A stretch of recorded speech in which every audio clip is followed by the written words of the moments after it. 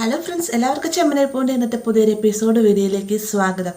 എപ്പിസോഡിൻ്റെ തുടക്കത്തിൽ തന്നെ കാണിക്കുന്ന നമ്മുടെ രവിയോട് വളരെ മോശമായ രീതിയിൽ തന്നെ, അതായത് രവിയെയും കുടുംബത്തെയും നാണം കെടുത്തുന്ന രീതിക്ക് തന്നെ മധുസൂദനൻ സംസാരിക്കുന്ന കേൾക്കുമ്പോൾ തന്നെ അച്ചമ്മയ്ക്ക് ദേഷ്യമടക്കാനാവാതെ തന്നെ മധുസൂദൻ്റെ അടുത്തേക്ക് ചെന്നതിന് ശേഷം രവിയോടായിട്ട് പറയുന്നുണ്ട്, രവി ആളുകൾ വരുന്നുണ്ടെന്ന് അവരെ അങ്ങോട്ടേക്ക് വിളിച്ചു വിട്ട് മധുസൂദനൻ എനിക്ക് മധുസൂദനോട് മാത്രമായിട്ടൊന്ന് സംസാരിക്കണമെന്ന് പറഞ്ഞുകൊണ്ട് മധുസൂദനൻ മാറ്റി നിർത്തിയതിന് ശേഷം ഇത് മധുസൂദൻ്റെ മകളുടെ കൂടി ചടങ്ങല്ലേ, അപ്പോൾ നല്ല രീതിയിൽ തന്നെ നടക്കേണ്ടത് മധുസൂദനൻ കൂടെ ഉത്തരവാദിത്തമല്ലേ. ഇപ്പം ഈ ഒരു പ്രശ്നം മധുസൂദനം ഉണ്ടായിക്കഴിഞ്ഞാൽ തീർച്ചയായിട്ടും രവിയുടെ ഭാഗത്തു നിന്ന് പൊട്ടിത്തെറി ഉണ്ടായിക്കഴിഞ്ഞാൽ തീർച്ചയായിട്ടും സച്ചി എന്തറിയും.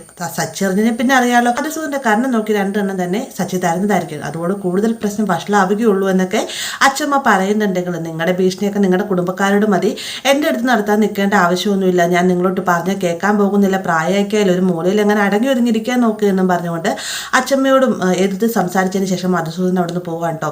ഇതേസമയം തന്നെ അച്ചമ്മയ്ക്ക് ദേഷ്യം ഇറക്കാനാകാതെ തന്നെ മധുസൂദനുള്ളൊരു പണി നൽകാനായിട്ട് തന്നെ അച്ചമ്മ തീരുമാനിക്കുന്നുണ്ട്. ഇതേസമയം തന്നെ നമ്മുടെ സച്ചിയുടെ രേവതിയാവട്ടെ വർഷ സ്ഥിരം പോകുന്ന സ്റ്റുഡിയോയിൽ ചെന്ന് വർഷയെ തിരക്കുന്നുണ്ടെങ്കിലും വർഷ അവിടെ ഇല്ല എന്ന് അറിഞ്ഞുകൊണ്ട് തന്നെ വളരെ ദുഃഖത്തോട് തന്നെ പോകാനൊരുങ്ങുന്ന സമയത്ത് മറ്റൊരു സ്റ്റുഡിയോയിലും വർഷ ഇതുപോലെ ഡബ്ബിങ്ങിന് പോകാറുണ്ട്. അവിടെയും പോയി ഒന്ന് തിരക്കി നോക്കാൻ പറയുകയാണ്. അങ്ങനെ സച്ചി രേവതിയും കൂടെ ഇവർ പറഞ്ഞ പ്രകാരം ആ സ്റ്റുഡിയോയിലേക്ക് പോകാനൊരുങ്ങുന്ന സമയത്താണ് ശ്രീകാന്ത് വിളിച്ചിട്ട് വർഷയെ കിട്ടിയോ ഒന്ന് തിരക്കുന്നത്. വർഷ ഇതുവരെയും കിട്ടിയിട്ടില്ല, ഇന്നലെ ടെൻഷൻ അടിക്കുമെന്നും വേണ്ട, അവളെയും കൂട്ടി ഞങ്ങൾ അങ്ങോട്ടേക്ക് വരികയുള്ളൂ, നീ ഏത് സമയത്ത് ഇങ്ങോട്ടേക്ക് വിളിച്ചുകൊണ്ടിരിക്കുകയാണല്ല, വർഷയെ കിട്ടിക്കഴിഞ്ഞാൽ തീർച്ചയായിട്ടും ഞങ്ങൾ അങ്ങോട്ടേക്ക് വിളിക്കുന്നതായിരിക്കും, നീ സമാധാനപ്പെട്ടിരിക്കും ശ്രീകാന്ത്, അവളെയും കൂട്ടിയേ ഞങ്ങൾ വരികയുള്ളൂ എന്നും പറഞ്ഞുകൊണ്ട് സച്ചി ശ്രീകാന്തിനെ സമാധാനിപ്പിച്ച് നിർത്തുക കേട്ടോ. ഇതേ സമയം തന്നെയാണ് മധുസൂദനും മഹിമയും ശ്രീകാന്തിൻ്റെ അടുത്ത് വന്നിട്ട് ചോദിക്കും, ഇതുവരെ വർഷ വന്നില്ലല്ലോ, വർഷ വരാത്തത് എന്താണെന്നൊക്കെ തിരക്കുന്ന സമയത്ത് അവൾ ഇപ്പം തന്നെ ഇങ്ങോട്ടേക്ക് വരുന്നതായിരിക്കും, ചെറിയൊരു ഡാൻസ് പ്രോഗ്രാമൊക്കെ ഞാൻ ഇവിടെ ഒരുക്കിയിട്ടുണ്ട്, അതൊക്കെ കഴിയുമ്പോഴത്തേക്കും അവൾ വരുമെന്നൊക്കെ പറയുമ്പോഴത്തേക്കും ഇതെല്ലാം അവൻ്റെ ഒരു സർപ്രൈസാണ്, അവനെല്ലാം സർപ്രൈസായി തന്നെയാണ് ചെയ്യുന്നതെന്ന് നമ്മുടെ രവി അച്ഛമ്മയോട്ട് പറയുന്നതാണ് കേട്ടോ.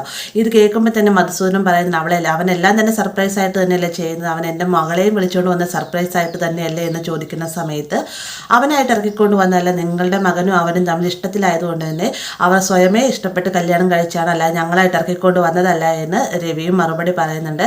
എന്നാൽ രവിയെ കുറ്റപ്പെടുത്തുന്ന രീതിക്ക് തന്നെ ആ ഒരു സമയത്ത് മധുസൂദനം സംസാരിക്കുകയാണ് കേട്ടോ. അതിനുശേഷം ശ്രീകാന്ത് അവിടെ നിന്ന് ചന്ദ്രയുടെ അടുത്തേക്ക് ചെന്നതിന് ശേഷം അമ്മയൊരു ഡാൻസ് ചെയ്യേണ്ടതുണ്ട്, ഞങ്ങൾക്ക് വേണ്ടി ഞങ്ങളുടെ ഈ ഒരു വെഡിങ് ആനിവേഴ്സറി റിക്വസ്റ്റ് ആയിരുന്നു, കരുതിയാൽ മതി എന്നൊക്കെ പറയുമ്പോൾ എന്നാൽ വർഷ വരട്ടെ എന്ന് ചന്ദ്ര മറുപടി പറയുന്നുണ്ട്. വർഷ വരുന്നതിന് വേണ്ടി വെയിറ്റ് ചെയ്യുന്നതിന് വേണ്ടിയിട്ടാണ് ഇങ്ങനെ ഡാൻസ് പ്രോഗ്രാം ഒരുക്കിയതെന്ന് ശ്രീകാന്ത് പതുക്കെ പറയുന്ന സമയത്ത് നീ എന്തെങ്കിലും പറഞ്ഞു എന്ന് ചന്ദ്ര ചോദിക്കുന്നുണ്ട്. ഇല്ലമ്മ ഞാനൊന്നും പറഞ്ഞില്ല, അമ്മ ഡാൻസ് ചെയ്യാനുള്ള എല്ലാ കാര്യങ്ങളും ചെയ്യാൻ നോക്കും, ഞാൻ സ്റ്റേജിലേക്ക് എന്ന് അനൗൺസ് ചെയ്യാൻ പോവുകയാണെന്നും പറഞ്ഞുകൊണ്ട് ചന്ദ്രയെ അങ്ങോട്ടേക്ക് വിളിച്ചു വരുത്തിയതിന് ശേഷം ഞങ്ങളുടെ അമ്മ ഞങ്ങൾക്ക് വേണ്ടി ഡെഡിക്കേറ്റ് ചെയ്യുന്നൊരു മനോഹരമായ ഡാൻസ് കാണാമെന്ന് ശ്രീകാന്ത് പറയുന്ന സമയത്താണ് ചന്ദ്രയുടെ ഡാൻസ് ആണെന്നുള്ള കാര്യം എല്ലാവരും തന്നെ അറിയുന്നത്. ദേവിക്കും അച്ചമ്മയ്ക്കും ശ്രുതിക്കും എല്ലാം തന്നെ ഭയങ്കര ആകാംക്ഷയോട് കൂടി തന്നെ ചന്ദ്രൻ ഡാൻസ് കാണാൻ ഒരുക്കി നിൽക്കാറുണ്ട്. ചന്ദ്രൻ സ്റ്റേജിലേക്ക് കയറി ചെന്നതിന് ശേഷം നല്ല മനോഹരമായി തന്നെ ഡാൻസ് കളിക്കുന്നുണ്ട്. എന്നാൽ അതിലും നമ്മുടെ മധുസൂദനും മഹിമയും കുറ്റം കണ്ടെത്തുന്നുണ്ട്. ഈ ഒരു പ്രായത്തിൽ വരെയൊക്കെ വീട്ടിലിരിക്കാനുള്ളതിന് കടന്ന് ആട്ടത്തിന് ഇറങ്ങിയിരിക്കുകയാണെന്നൊക്കെ പറഞ്ഞുകൊണ്ട് നമ്മുടെ ചന്ദ്രയെയും ആ സമയത്ത് രവിയെയും കുറ്റപ്പെടുത്തി സംസാരിക്കുന്നുണ്ട്.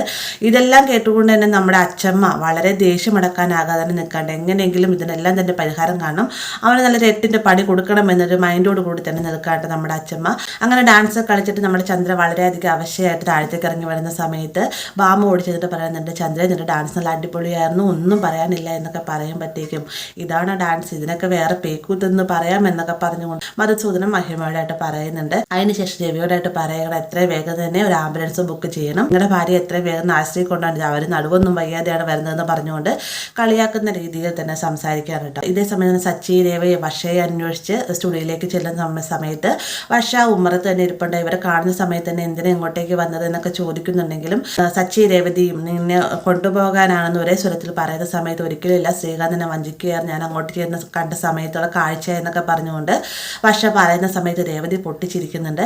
ചേച്ചി എന്താ എന്നെ കളിയാക്കി ചിരിക്കുന്നതെന്ന് വർഷ ചോദിക്കുന്ന സമയത്ത് അല്ല, നീ ഒന്നും അറിയാതെയുള്ള വർഷ ഇത്രയും നേരം ശ്രീകാന്തിനോട് വഴക്കിട്ട് ഇരുന്നത്, അവിടെ എന്താ സംഭവിച്ചതെന്ന് ഞാൻ പറയാമെന്ന് പറഞ്ഞുകൊണ്ട് രേവതി അവിടെ ഉണ്ടായ കാര്യങ്ങളെല്ലാം തന്നെ പറയുന്ന കൂടെ തന്നെ പ്രിയയ്ക്ക് സുഖമില്ലാത്തതുകൊണ്ട് തന്നെ പ്രിയയെ ഹോസ്പിറ്റലിലാക്കിയിട്ടാണ് ശ്രീകാന്ത് അങ്ങോട്ടേക്ക് ഫംഗ്ഷന് വന്നിരിക്കുന്നത്.